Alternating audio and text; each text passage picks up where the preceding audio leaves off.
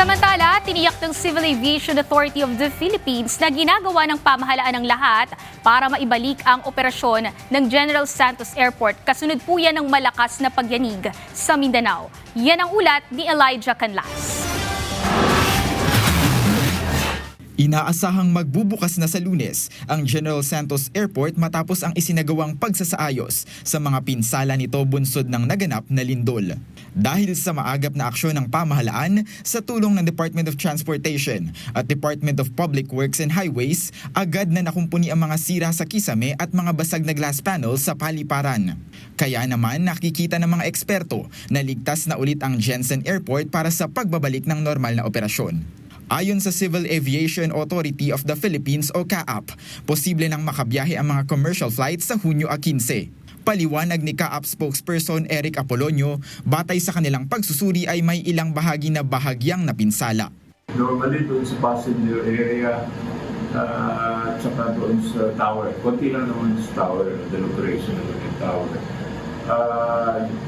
Sa laki kasi ng facilities yung mga glass na bakal. All-out support naman aniya ang mga kagawaran para sa agarang pagkukumpuni ng mga naturang istruktura. Well, rest assured po yung ating pamahalaan, especially ang Department of Transportation sa pamumuno ng ating kalihim na Barry Lopez.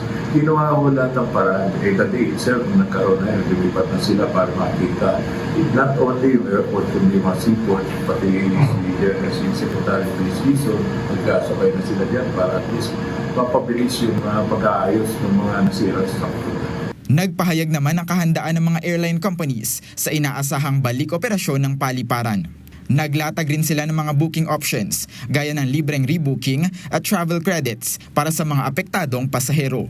Maaaring gamitin ng mga biyahero ang mga tulong na ito para hindi masayang ang kanilang mga naunang ticket at mga naantalang flights. Samantala, tiniyak naman ng ahensya na ligtas at nasa maayos na kalagayan ang mga ground personnel at crew ng naturang airport.